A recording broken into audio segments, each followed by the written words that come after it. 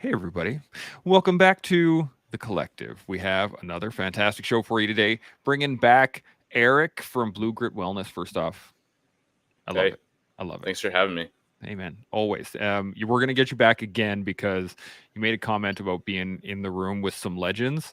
Mm, So I'm going to put you in a room with some legends. yeah, Just man, that be ready that'd be for it. sweet. Yeah, I'm little down. fanboy action. Sure. I If, love who, it, man. Why not, right? yeah. Yeah. Who would you like to sit in a room with? We'll see. Now people are gonna get jealous, so we'll talk offline. Honestly. Don't, come on, bring it, drop a little It's bit. okay. You can No, fanboy a it little isn't bit. okay. No. Let's hold your feet to the fire Okay. on this one, just a little bit, Yeah.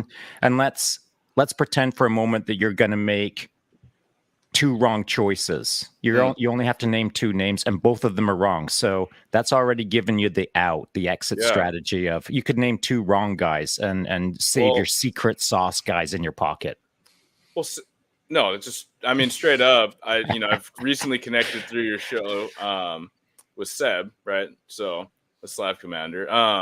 Yeah, I looked at his stuff, and so I've been learning more about his story and what he puts out there. Um, but I have some colleagues that met Pat McNamara years ago, and were kind of raving about his larger than life personality. And so I've followed him on and off, and looked at all the stuff that he's been putting out over the years. And so that'd be pretty dope. That'd be pretty dope. You set up. Done. Done. All Yep. right. Easy peasy. The slavage and the Slap paddage. and Pat. You There you go. Pattage. Yeah, here you go. He's a got fun guy, ring to man. Like it. like Yeah. Pat is, as you said, he's a larger than life guy, and he's hilarious, man. He's got a cracking sense of humor, fast wit. He's Quick, yeah. intellectual and wise and thoughtful. But I'll tell you what no one in the audience gets to see is when we're all having a good laugh in the green room, which we were just talking about. And man, I'd like to just hang out in the green room with Pat Mac for about half a day and have a few knee slapping laughs, you know? Yeah, I heard he likes IPAs. So, He does enjoy his beer, that's for Yeah. sure. And while Eric is fanboying a little bit, we can hit the like button, subscribe to the channel, hit the notification bell, get your email. But yes, no problem. I will set it up. We'll have Slav commandage with the McNamara and the tonguage. I guess I don't know.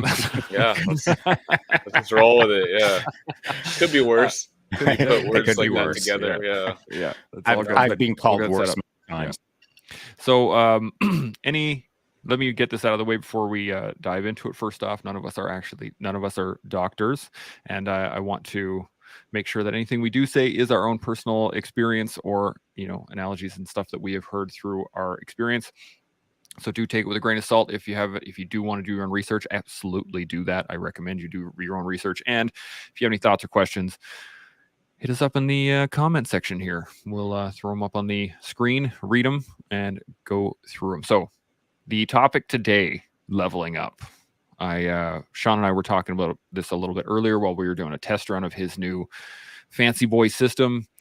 And we're talking about, how it kind of feels good to level up. But I also realized that there's a sting to it of having to learn a new system or having to learn a new job or having to spend some money in order to get to that next level.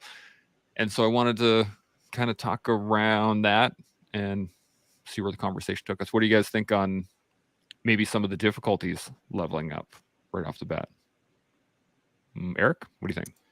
I mean, my first thought is just about growth, right? And growth mindset, and a lot of the things I've been writing about lately. But I get inspired by others. But it's growth happens in the uncomfortable, right? So getting uncomfortable, being uncomfortable, whether that's outside your comfort zone with new equipment or a new workout, right? A challenging way to work out.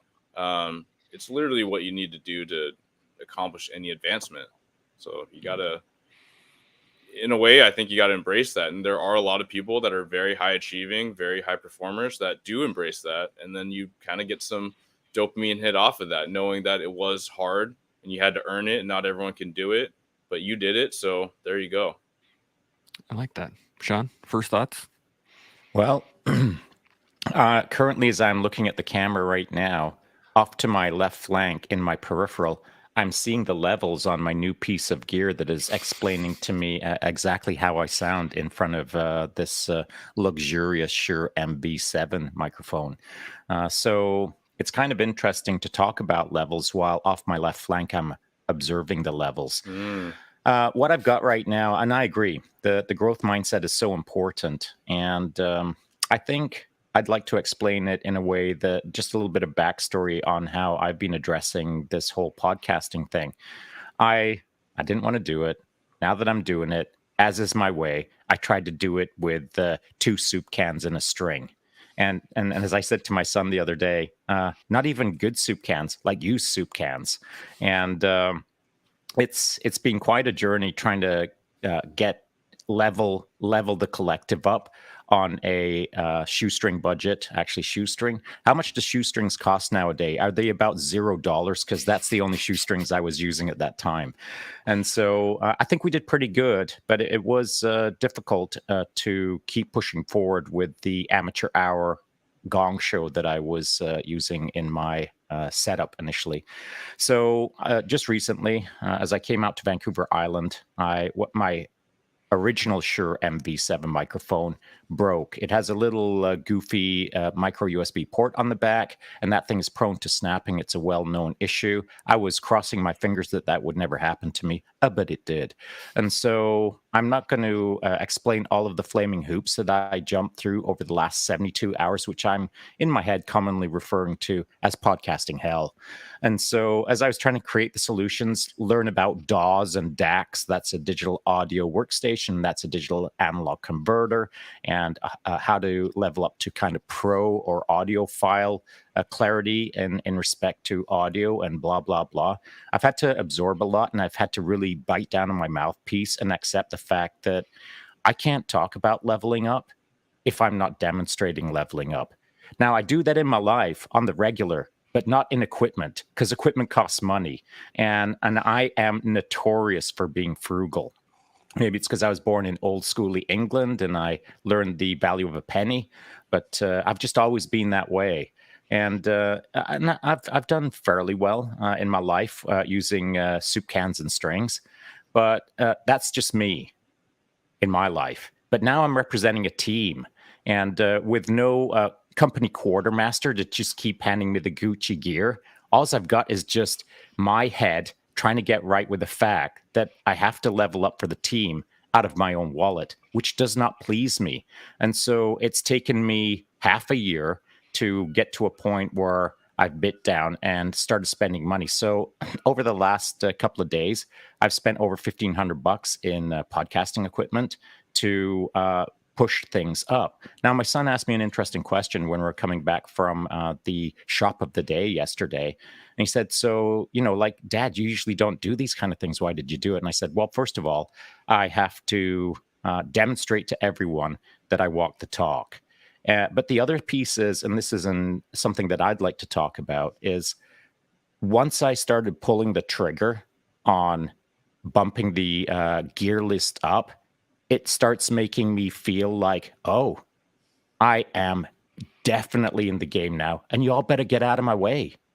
Get out of my way, because I'm coming hard now. And so the moment that you spend a decent chunk of cash, or at least for me, I know that it's full speed ahead. So there's part of an effort for the team, but there's also kind of an effort within me that makes me realize that, oh, it's happened, and here we go. I really like that. And there is a point that I want to make on that, unless Eric, you got something right off the bat. Go for it. Okay, so I don't like this. I used to like. Let me put it this way: when I was less understanding of the process, I wanted to buy the gear, right? Without the skill, I wanted to buy the gear.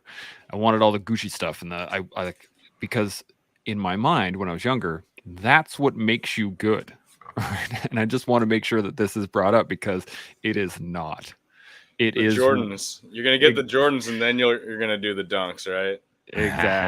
Exactly. And so, to Shaun's point is that we've made this work on our own backs, doing all the work, doing all the effort, and leveling things up as we go.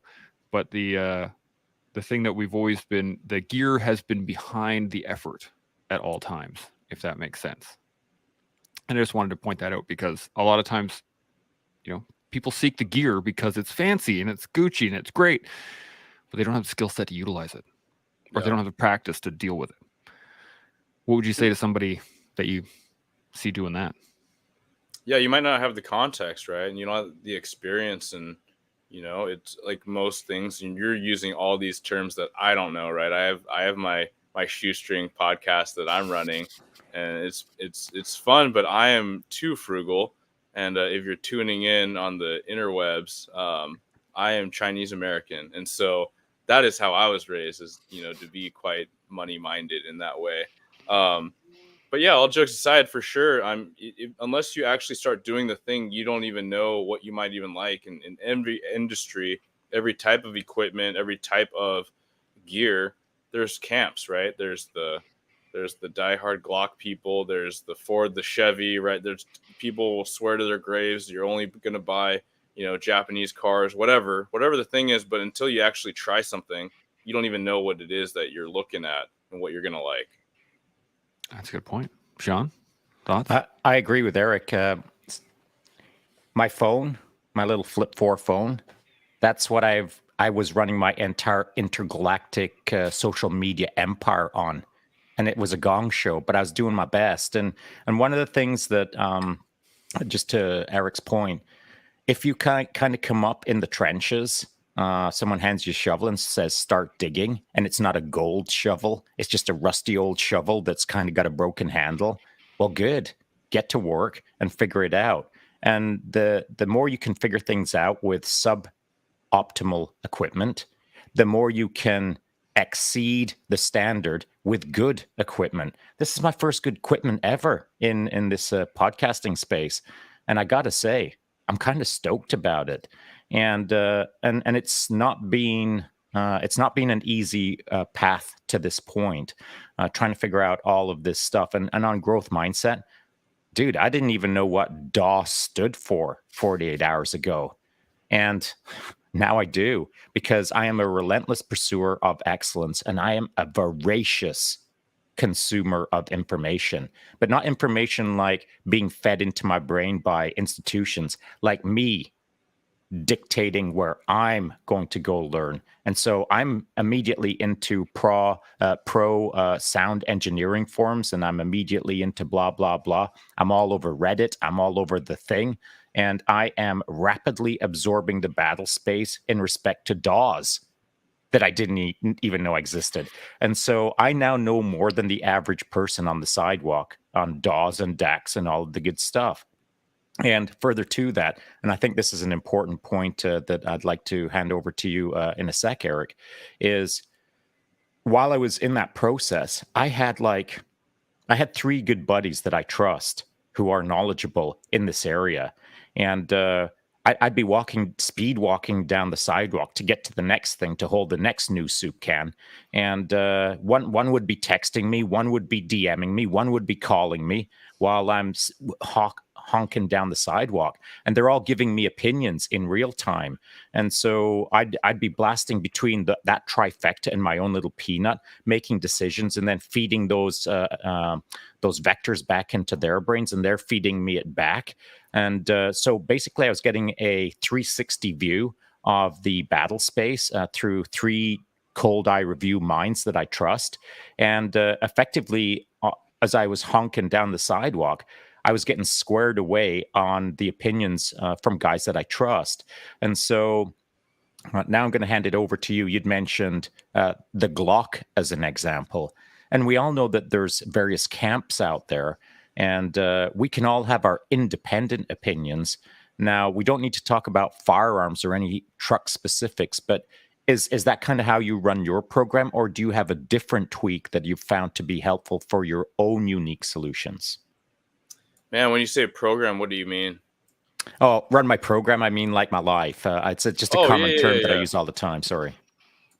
No, yeah, it is for me. There was a lot of me being, I guess, a green personality. We do the color code personality, Myers-Briggs, but I'm highly analytical. And so I tend to be the one that wants to research all the things to figure out what I'm going to go with.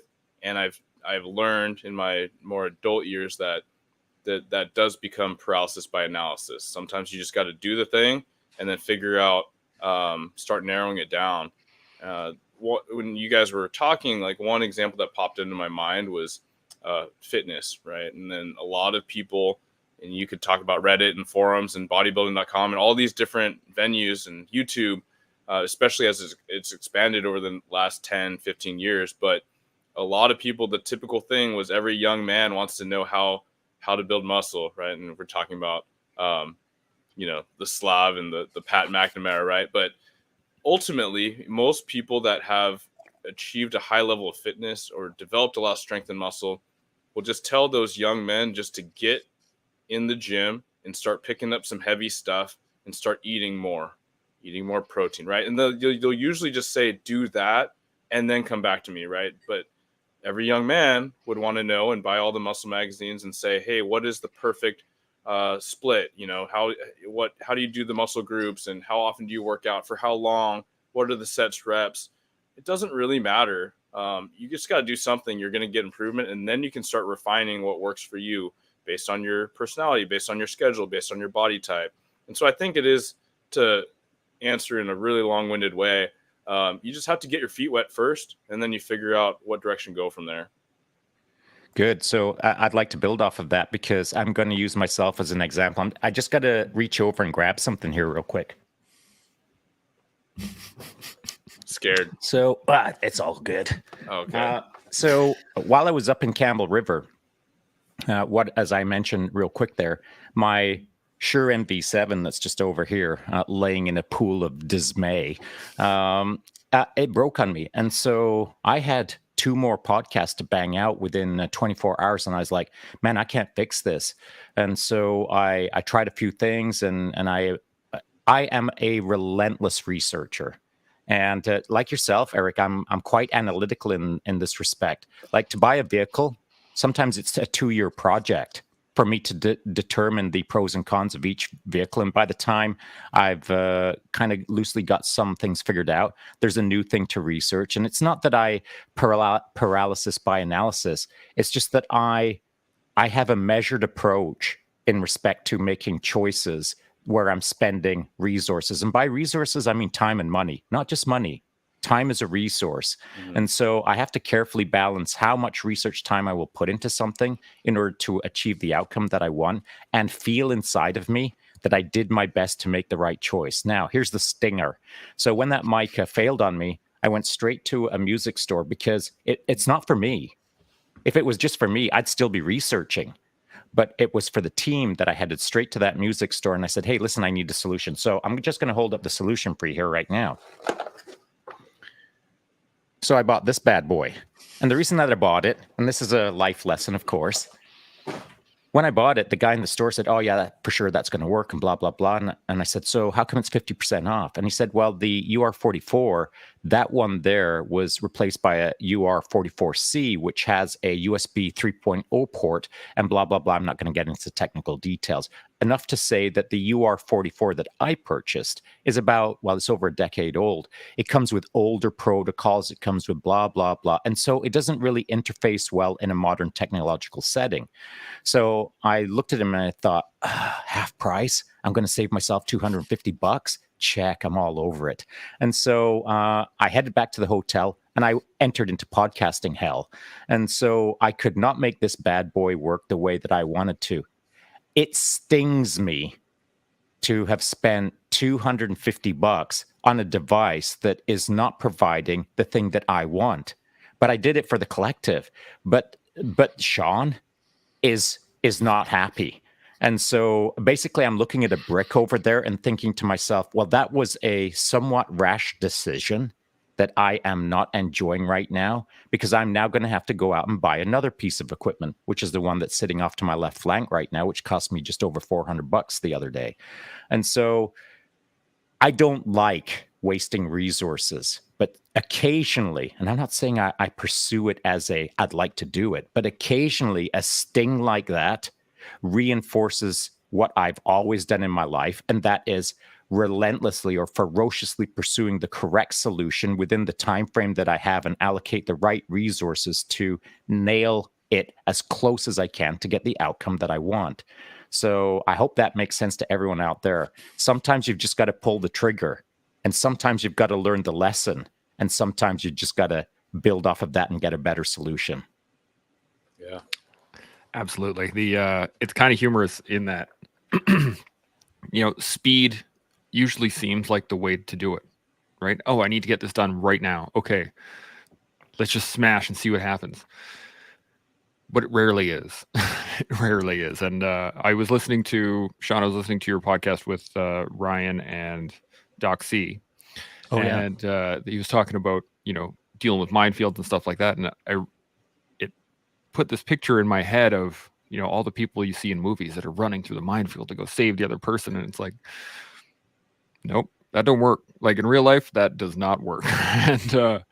and that drive for speed to just try and complete the mission or try and get the person out or try and do whatever it is usually ends up in catastrophic failure, usually just based on the lack of planning or the lack of understanding the situation or the lack of engagement in the actual problem. And more of just like, I'm going to charge through and see what happens.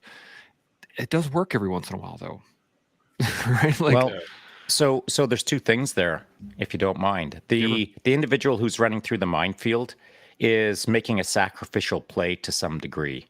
And if they hit a device and that's it, that's all, well, that's one person lost. But there's still a person out there in the minefield that needs to be saved. Mm-hmm. And because of that rash action, the team kind of gets let down to some degree. And I'm speaking metaphorically now. Mm-hmm. And so you've got to balance the risk-reward ratio against what the outcome is that you're seeking. And in most cases, speed isn't the right choice. So that's just a thought. Yeah. I love the risk-reward, and that's always going to adapt. That's always going to shift. And so it is a balance, right? You can't say full speed ahead and no regard for anything else. But most situations, you don't have time on your side indefinitely, right? You have to make a decision. You have to make a play. Shaun bought some equipment. In the moment you needed something's better than nothing. And maybe you would have liked to spend the other money, but you weren't at that position to feel good about that decision. A line that one of my old training sergeants said that I actually did a podcast with him recently, Bill Blowers, but he actually credited someone else, but I quoted him as saying it. But basically, like, a good plan now is better than the best plan later. And that's, sure. Timeliness is often a thing, and maybe in first responder military life that resonates. But then just in general, right? Like, projects have deadlines. You got to make a decision for the family. The family's not just going to sit there and wait for days. Everyone's kind of waiting on you. And I think it's an important key when you're talking about people depending on you in the collective. Yeah. I think it was Patton. I think Patton was the one that said that initially. Right. And I'm pretty sure he stole it from somebody else in historical context. Like all great things. Yeah. Right. I read something actually quite interesting a little while ago. It's a side note that was saying that there is no new thought, that everything is just rehashing of something else. But see, I've kind of loosely said that myself out there in the past, and I would like to retract that statement of the past, which I can't. It's out there, but now I'm going to correct it for the record, as it were. A lot of things have been said, and a lot of the wisdom that we all hold within us is a byproduct of the people that we've met, the books that we've read, the things that we've observed in our experience of life. However, I do believe that there is novel thought. I do believe that there is novel wisdom. I do believe that there is new intellectual pathways that have yet to be discovered. And here's why I think that. Because we meet such a broad range of people. If we're really three-dimensional humans, if we really pursue excellence, if we really expand our consciousness to engage with rad people like Eric and all of the various guests that we have, Eric brings something to the table that is going to enrich my understanding of the world around me. Now it's my job, because I'm not a dimwit, it is my job to put all of those things together into a new pathway of novel wisdom. So I'm not claiming that I'm creating new ideas. what I'm creating is new pathways that are a combination of a very unique life that has introduced me to unique people. And then I just have to solve a puzzle and deliver it out to the world in a novel way. And it might not be novel in the sense of a brand spanking new idea that everyone has never thought of. It just might be a new way to say an old idea through a novel pathway. 100%. I think that's right on the money when you're talking about this whole theme of leveling up, and when you're talking about linking up with your buddies that were giving you feedback, right? DMing and calling you to give you insight about this thing that they know so much about, and you're readily absorbing all of it. I mean, that is a form of leveling up, right? Who you surround yourself with, and that's what's so beautiful about this project that you run is, we're able to connect. You're able to connect with a lot of different individuals. I was able to meet a couple people last time, and it's just the fact that you surround yourself by a certain level of people, that is leveling up, because iron sharpens iron, and you're the average of the 5 people you spend the most time with. It's all different ways of expanding on that. Yeah, 100%. And I'd like to take that back to the minefield example where, the individual who's running out there to save the other individual in the minefield, well, that person who's running out there actually has 2 jobs. One, of course, is the risk reward ratio or risk reward benefit. And the other aspect that often doesn't get talked about too much, so maybe we can spend a little bit of time on that.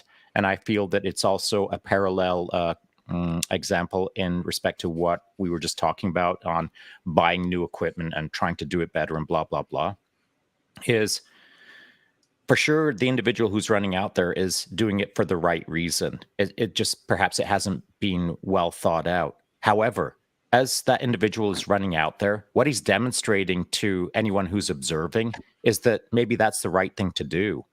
And so we have 2 roles to play. We have to individually pursue excellence, but we have to individually demonstrate how to be excellent. And I don't know how to do that other than just live my life and try to make the right choices. And if anyone's observing anything that I'm doing, if they think that I made a really good decision with this Lewitt Connect 6 that I have, well, people have asked me, what gear do you buy? And I openly tell them, this is what I use and these are the benefits, and I'll let you make your own decision. So people track what we all do, not me, but all of us, what we all do. And so they are making further decisions based on the decisions that we've made to get to this point. So I'm careful to make the right choices, not just for my own wallet and not just for this show, but for anyone who's tracking what we're doing, who are trying to follow in those footsteps of doing podcasting better, connecting with the community better,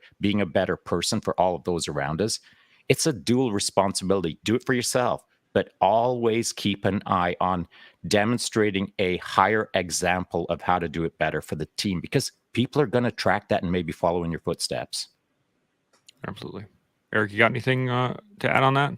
Just to add, I love that because it makes it less about you, right? Like the literal title of the collective, but then just thinking about legacy, right? It's paying it forward, and it's giving a nod to all the people that you may have a ripple effect with, but then all that follow you. So it's not just about you in the here and now. It's just continually building.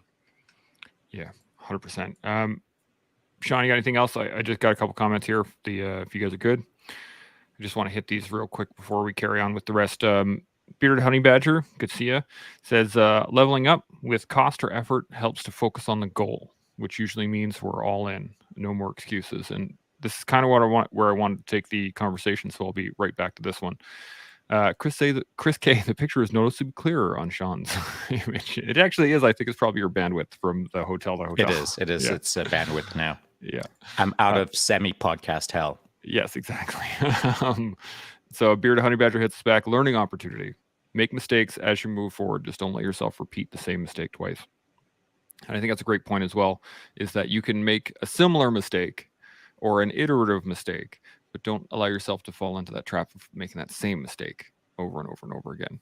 Like if Shaun went out and bought another on sale 10-year-old thing.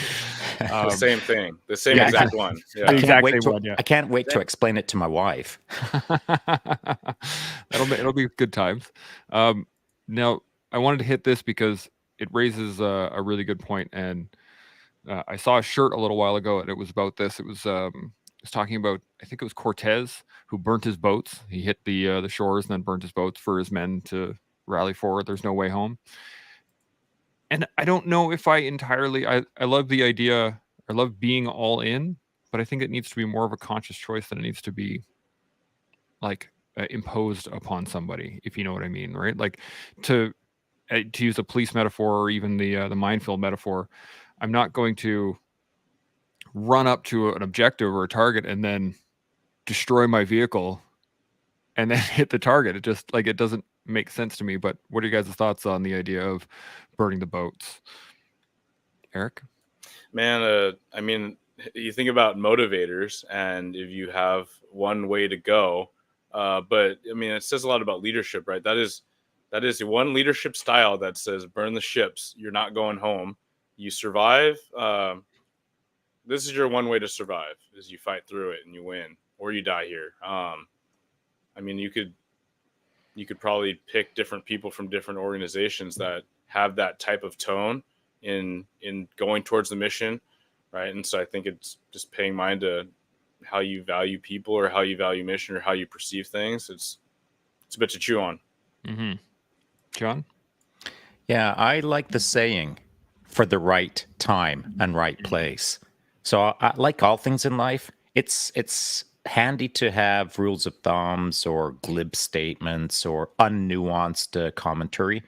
They're handy at times to maybe keep a loose calibration on the direction that you like to live your life.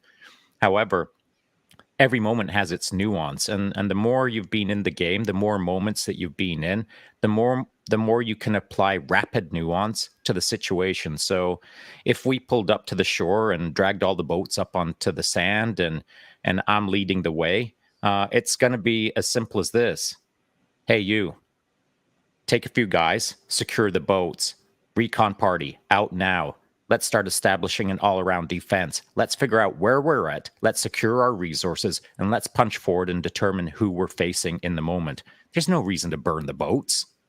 I might need the boats a little later on to not retreat, but to outflank the enemy on the stealth mode and take them from a flank. So you can burn the boats to motivate your men, but if you're a good leader and you have good nuance, there's no requirement to burn the boats. Yeah, it's like a fear element, right? And it's a very authoritative move. Agreed. Yeah, and so this is where I wonder where maybe the delineation is in the mind between being all in, like we will succeed in this no matter what, versus having no way to go, having no retreat. Right? Do you guys see a delineation in that, or like where would you see it in your own mind? Yeah, where my mind is going is just in the context of leveling up. Like sometimes you got to take a step back to take 2 steps forward, right? Sometimes you have to group, and I think that the example that you're just giving, Shaun, is very much like that. And so sometimes it is reckless, or right, depending on the context, to just keep mowing down and plowing away. Like if the circumstances aren't right, if the timing's not right, and I'm gonna point out someone that comes into mind, which is David Goggins, right? David Goggins is a king among men in what he does, the relentless pursuit, right? He's an all-in guy, and he will do as many pull-ups as he can until he rips all these tendons and dislocates his shoulder, and he's going to keep going. And it works for what he's doing, which is to prove the power of the mind. But to do more push-ups tomorrow, it's not effective, right? So depending on who you are and what your goal is, it may be the wrong choice. And just to reiterate, because I've brought up Goggins before and how crazy, insane, and impressive he is. I am saying all those things. He's crazy, insane, and impressive. And I'm expecting him to rappel down and whisper in my ear something about being a little bee and how I need, he's going to probably exit me from this earth at some time. But I'm extremely impressed, but it does not work for most people in a lot of different objectives. Shaun, you got some thoughts? I do like that, Eric, and I feel the same way as well. I think that maybe if we can just stick on the theoretical model of a Goggins, it's important to have Gogginses out there. And I've said it in the past that I'm a certain kind of character that it was taught to me, I suppose. Maybe it's in my DNA. Who knows? But if someone would have said to me back in the day, you're going to become the best runner in the world, I'd be looking over my shoulder at Goggins and saying, pick up the pace, bro, because that's just the way I am. If someone makes the mission profile run faster than anyone on the planet, I'll start trying to figure it out. Now, I may not ever be the fastest, but I'll leave a lot of people in my dust. And how I will do that is I will start leveling up by pursuing guys who are, or girls who are at higher levels than me. And I think that's what we need. We need some Gogginses in the world, whatever that means. You've got to be around people who are super freaks. Yeah. You've got to be exposed to the extremeness of what humans are capable of. You can't act big if you're thinking small. And if you're thinking small, how do you start thinking big? Well, you expose yourself to the freaks of the world. And I'm not going to call my buddy Slav Commandage a freak. He's not. He's just an awesome dude. But he's a dude that I know has pushed the pace and continues to push the pace like I do. And so anyone who's in the game of trying to level up at a ferocious level, which we all should be, by the way, you need milestones. You need to stand side to side or shoulder to shoulder with someone who gets it and understands that hard forward trajectory levels up all boats around you. So I love being around people that inspire me out of their freakiness. And in that same trajectory myself, I have been around some real characters, and I've been accused of being a character myself. So the moment that you can get into the, we'll call it quote unquote, rarefied air of lunatics, well, good. That's the place that you deserve to be, because that's where a lot of stuff gets done, but not for yourself, for the team, because you can demonstrate that we are all capable of more than a mediocre life. 100%. Eric, you got any thoughts on that? Yeah, no, it's just a recognition of the inspirational, right? Like someone like that can inspire us all to be better, right? I might not be trying to get the record of running for, nonstop for how many days he can run, and he'll probably break a new record, in the next couple months. But it is so powerful to see what people are capable of, right? And the power of belief. And so Roger Bannister, that what popped into mind is, breaking the 4-minute mile, right? His competitor didn't think it was possible. And then, no one thought it was possible. Hence why he kept being the sole person to do it. He became the one to break the record. And then I forget exactly, but it was like the following year, several more followed him and broke that previous record. And right. And the record keeps getting broken because people keep pushing, and it takes that level of crazy, and I say in a good way, these people, these personas that are willing to keep pushing the pace and break new records and find new potential in every industry. Yeah. There was a time when people didn't think you could run a sub 10-second 100 meters, right? And now it's 9.8, 9.7, and it's just getting faster and faster and faster.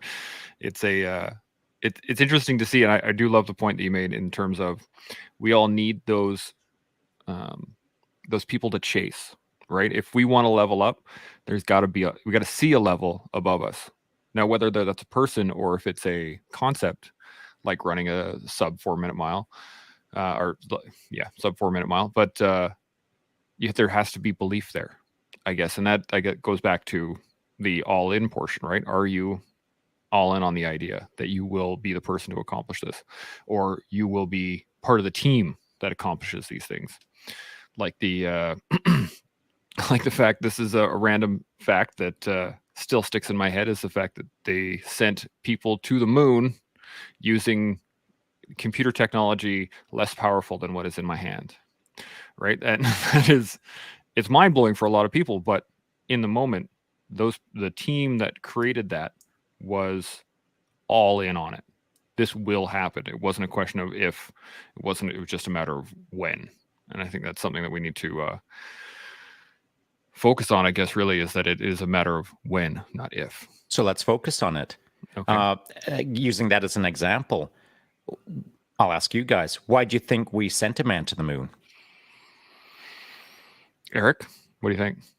Because we can, right? To find out we can. Yeah, and I don't know if it's that question exactly, but what's popping in my mind is, we talk about leveling up, and you have to imagine, you have to inspire yourself and others to do that, to grow in whatever way, whether that's personally or professionally, or for your team. What made me think about, or what prompted in my mind was, talking about moon travel, but like sci-fi, right? Like, think about your favorite sci-fi, and basically almost all those things exist right now, or they're just about to be, right? Or the initial stages of that crazy imagined technology, we're like kind of on the precipice. So someone had to imagine it and dream it, despite everyone else saying, oh, this is just ridiculous, this is just fantasy. But it could become real if you have the belief and you just keep driving towards it. Yeah. I agree, and I'd like to build off that, because I've said this to Chance in the past, that and this is my seventh career, as I state from time to time, when my friends encouraged me, which is a really nice word of saying my friends really annoyed me and called me rude names to start this podcasting thing.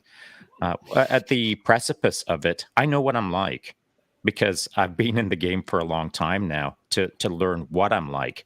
And I have to be really cautious about when I'm standing on the precipice, because I know when I step forward, that's freaking it. I sink my teeth into it and get out of the way. And by that, I mean get out of my own way. I just commit. And where it takes me is based on how much velocity I apply against where it takes me. And so I've experienced this many times, standing on the precipice, looking forward into the imaginary future, and I see it in my mind's eye, and then I start creating it. And so I've said this to Chance in podcasting when we started this off. First of all, strap in, because I have a velocity that is uncommon for most people. Did I not say that? Exactly, with those words, exactly. Yep. Correct. And so the other piece is, what am I applying velocity against? My own visualization that I can see into the mid to long-term future. When I started this, as I do with everything, I begin a 10-year project. And I don't know precisely what it will look like in 10 years. Well, now it's 9 years. What it will look like is based on how much velocity I apply against it. But this is what I do know to be true for me, maybe not for everyone else, just for me, is the moment that I see the future, the idealized future, it happens. It's just a matter of when, how long it takes. So I have a vision in my head in respect to what this will shape up into. And I have to have faith that because I've seen it, it's already happened. Now it's just the time-space continuum that I have to wait for. And so I'm a patient guy, and it will happen.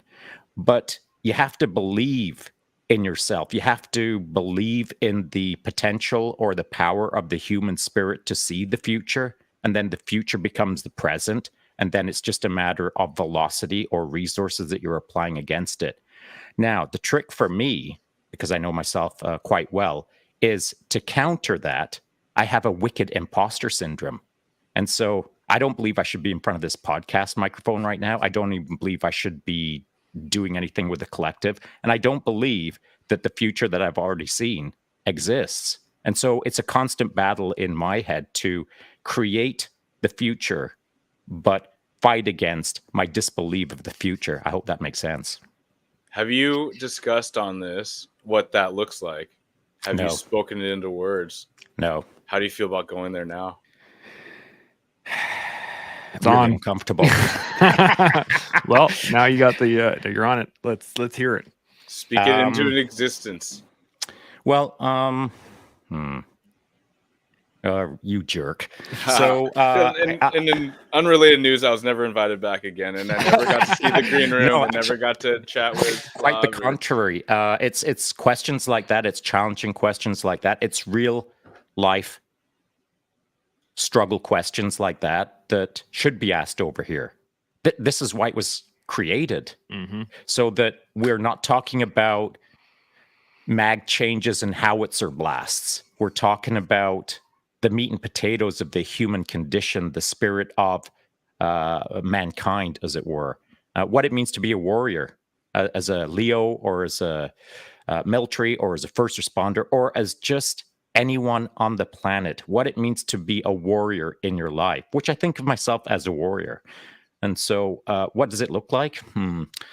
Oh. So it's going to get bigger for sure. And how big? Well, I guess that all depends on my friends like you, Eric, and how we engage in this path forward. I have big plans in mind. It will how soon it exists is wholly dependent on how many people start to believe what we're talking about right now. I believe that it is going to change a lot of people. I have to tell myself in order to engage in this process. Otherwise, if I didn't believe it, I'd be out of here, man. I wouldn't even be talking right now. So I do believe in a much larger the collective. I do believe that it will be international. And I do believe that it is going to help shape the world to some degree. I love that. Yeah, And it's it is international, and it is shaping the world. It's affected me. It's helped me grow. It's helping me grow.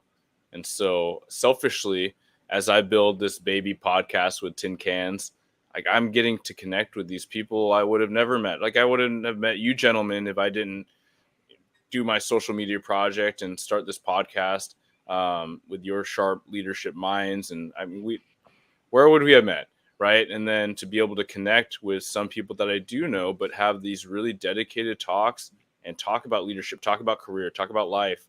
When do you do that? When do you take the moments to do that? And then I know people are tuning in, they're getting something from it. And so I can feel great about that, right? When we think about leveling up and helping others do that. And it's a fantastic project, and you have just spoken it into existence, and it's just going to keep building. I hope so, because I'm sweating after saying that. it's one of the only Sweating's times good. I've ever seen him squirm. Like, Oh, you should have seen inside my head. I was very carefully determining how much I should say. And I haven't said precisely what I see in the future, because that would be, I don't even know how to say what I already know exists. I don't know how to say it without it appearing to be, I don't know, braggadocious or egotistical or bizarre. But anyone who knows me, and I don't mean know me from, shook my hand on the sidewalk and said, good luck to you. I mean, anyone who really knows me well at my core knows that I'm not that guy who rah sis booms bah bake. I'm a guy who just gets to work, usually in the shadows, and that's why this is really uncomfortable to me, to be in not in the spotlight, but be in the public eye.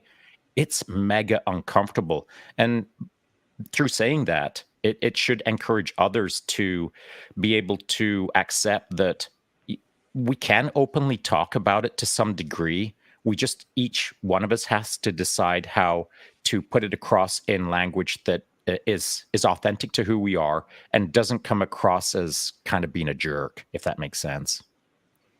100%. You got anything, Eric? You look like you're about to say something. Yeah, I was just gonna say, it's uncomfortable because you're humble, right? And you have imposter syndrome because that's your humility that is bleeding into hindering you, right? And I deal with imposter syndrome, and I'm glad that a lot of people are talking about it more. And I find that a lot of people that are very, they're very successful, but they're very humble, are mindful of that, right? We want to be sure that we are being confident and capable, but we're not. We don't want to be cocky, right? We don't want to be abrasive. We don't want to come off a certain way, because that takes away from our mission and what we're trying to accomplish. So I guess back to one of the first things I said in this episode was, your growth happens when you're uncomfortable. So I appreciate that you shared that with us. I'm motivated and inspired by what you shared. And I totally also get that there's a lot that you're visualizing that you don't even know how to put it to words. Certainly in this public forum, which totally resonates with me, man. Mm-hmm. it's a there's something that you said a second ago, Shaun, and Eric, you kind of alluded to it as well, is the fact that it takes ego. Like, yeah, it takes a little bit of ego in order to visualize betterment of yourself, right? You want to be better. That's part of what your ego does, is it allows you to aspire to things and drive you towards things and say, oh, you know what, I'm better than this. Let's, you know, I can do more. Okay, do more. But there is it's a fine line between being egotistical and utilizing that ego, right? And being able to, I guess, shape it with a bit of humility and a bit of I'm trying to think of the word, but basically what it comes down to is that it can look like it's being egotistical from somebody that's not in the game, but inside the game, it's being, you know, you're aspiring to be more, you're aspiring to be better, you're trying to be faster, stronger, more technically accurate, more you know, better gear, whatever that level up is. So it's important not to allow what people outside the game are saying affect how you view the game in and of itself, because that ego piece, excuse me, the ego piece, there, you have to have some of it in order to drive forward. You just can't take over, in my mind at least. Any thoughts on that before I got a quick comment here that we can carry on with as well? I do have a quick thought. So I still don't know what kind of ego to have in each moment in each career. And so let me give you the example. Whenever I start a new career, it's a new white belt moment. And when you step onto the white belt mats, you don't know what ego to bring to the mats. You can have the ego from the last career, you can have the ego from the last life, you can have the ego from the last lessons. But now you're into a new game, and it's a whole different game. And that game is a game that you now have to relearn again to some degree. So I can't believe that I'm in front of a mic. So I'm trying to figure out my ego in front of a mic. And I've made mistakes, man. And you're going to make mistakes. Anytime you enter into a new battle space, we'll call it, well, you've got to freaking start as a brand spanking new private and figure out how to evolve up the leadership chain or evolve up the demonstrative chain of excellence in order to illustrate to others that they too can do it. But in so doing, I'm bringing all of the luggage from all of my, I'll call them semi-successful careers, and try to shape that past into the now as I look forward into the future and understand that I'm still a bit of a noob in front of a microphone, and I have to make mistakes. I have to keep myself in check to some degree and not really expand my consciousness into this new battle space until I have it figured out just a little bit better. And so there is a certain velocity that I like to apply against things, but it's probably a wise lesson to pass on to everyone else out there who's listening, that whatever your velocity was in your last career, maybe that's not the velocity for the new career. Otherwise, you might trip on your shoelaces right after you cross the start line. And so just food for thought, I suppose. Yeah. Eric, you got any thoughts? No, I think that's right on the money. Awesome. I got a couple comments here. Lit Romney puts in semi-successful careers. Nice try, Shaun. So Bearded Honey Badger says, this is from a little bit earlier, he says, exactly. Plan, execute, and assess, then reassess. Always be ready to learn from your experiences and take criticism, but remember who you are and what your goal is as you move forward. I think that's a great point, because you can take criticism from people that can steer you in a wrong direction if that's not where your goal is. So to be able to remember who you are, where you're going, that's a very key point when you're taking criticism, for sure, as well as when you're succeeding. What are your thoughts on that, Eric? Who are you and what are your goals, and how have you come to those? You're asking me to soul search right now in this final yeah, hour? buddy. You jerk. Man. You got 5 minutes to go. You know what? This is just payback for asking me to talk about my visualized future. So there you go. Yeah, I'm just a boy sitting in front of 2 other dudes. Yeah. I got a little distracted because I was thinking about a quote recently about criticism. This is not me deflecting. I'm going to come back to it, so I'm not running. But criticism and feedback, and what's the difference? Is it all how we look at it, right? And is it the audience? Is it how we're taking it in? So that's just a little thing I want to throw out there, because one is generally received well and one is generally received poorly, but they could be altered to be the same.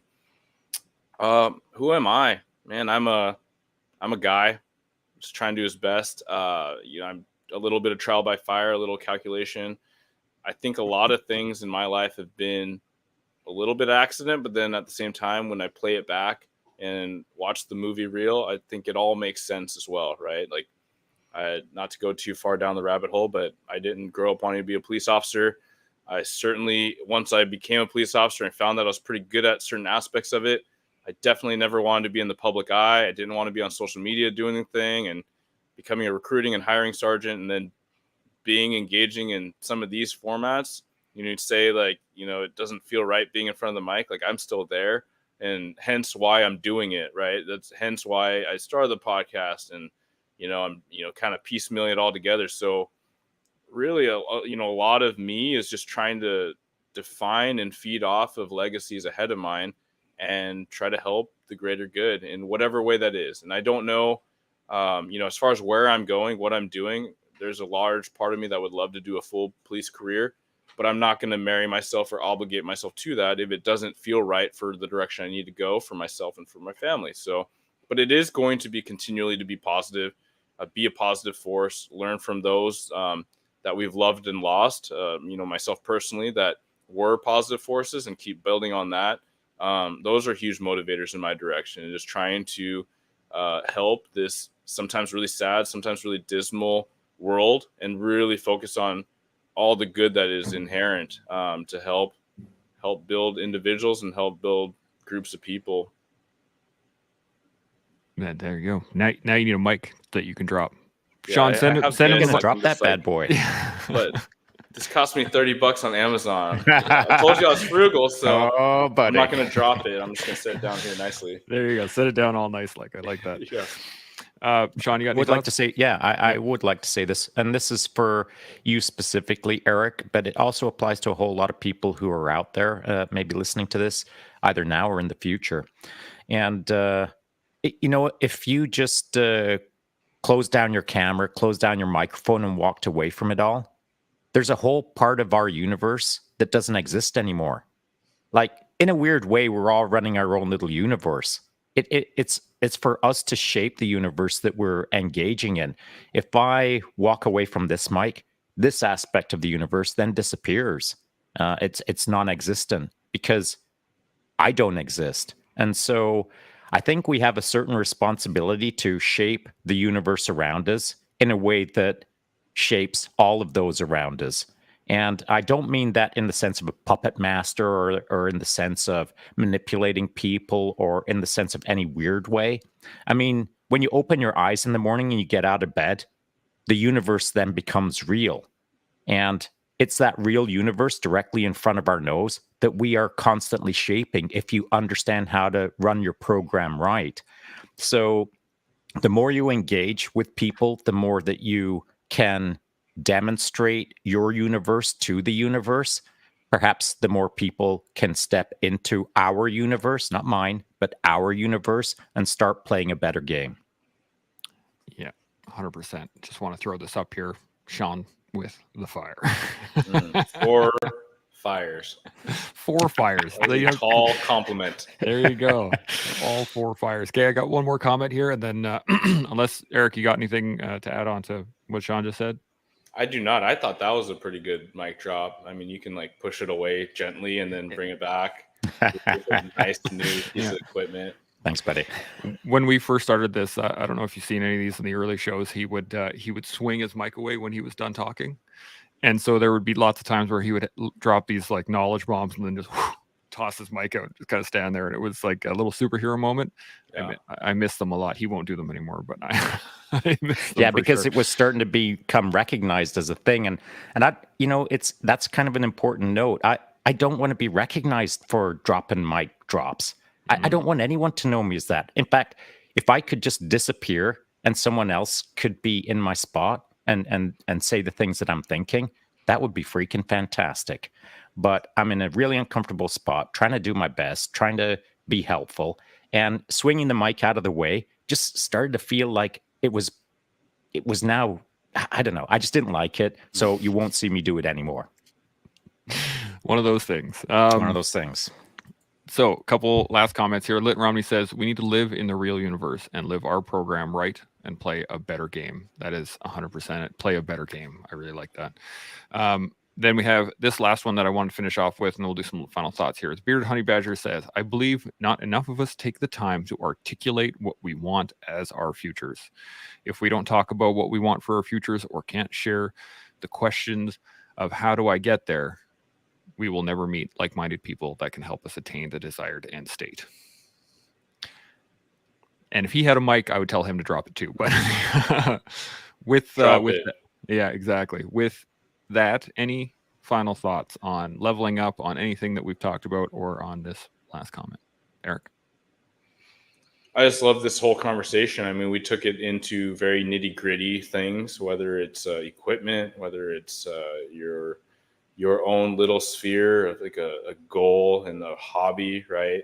But I think I just really like to end it with what you brought up about the white belt moments, which is really just to be humble and accepting and receive all the good inputs coming in, so you can make your best self and contribute that back out.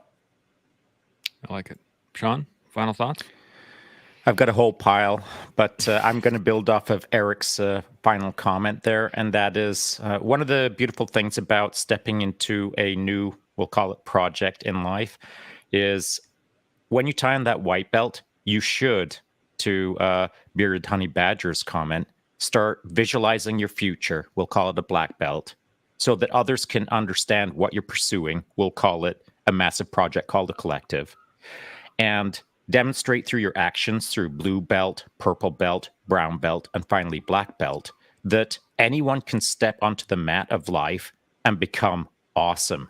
Once you're awesome, it is now your job as a black belt to help others step onto the mat and engage in that white belt moment and have faith, have confidence, and have the ability to believe that anyone can become a black belt in whatever pursuit they see in their future.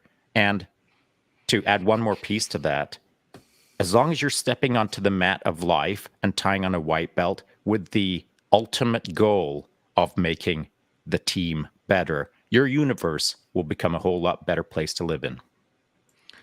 100%. One last comment here from Lit Romney. He says, we live in a maze, and we must move past the obscurity of the bush and find our path. Man, this guy's got... Who is that guy? Quotes after quotes after quotes. I don't know. Who is that guy? I don't know who he is, but I'm starting to become a fan.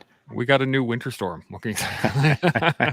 There you go, Lit. You're with us forever now. We're going to keep you here and make sure that you keep dropping fire with us. Now, the reason why I wanted to talk about leveling up as a whole was the fact that it's not really discussed, right? We just kind of say, oh yeah, no, I feel like I leveled up, or wow, look at that guy take it to the next level, but there's no real discussion on how, why, when, all these things. And I think we hit on a lot of really great points here, especially the comments have been fantastic. So first off, Eric, really do appreciate you joining us, because great conversation as usual. And yes, I'm going to hook you up. We'll get Pat and yes. Seb, and perhaps even a surprise extra guest as well that I have in my mind right now. So surprises. Oh, Eric, this is awesome. It's going to be a good day. Let's go. Well, thanks for having me. My pleasure. Yeah. We're going to do that sorted out. I'll sort it out really quickly. And that way you can you can live in that little moment. You get to level up with us. It'll be perfect. Now for all those people watching, by all means, make sure that if you have any thoughts on how you level up or tips on how to manage that leveling up, put them in the comments. We read them all. We make sure that we engage with them directly. So by all means, share that with us so that we can all learn how and what we don't know, so that we can build upon what we do know and grow into the person that we are meant to be. And you can do that with us every day here on The Collective. See y'all tomorrow. Chimo.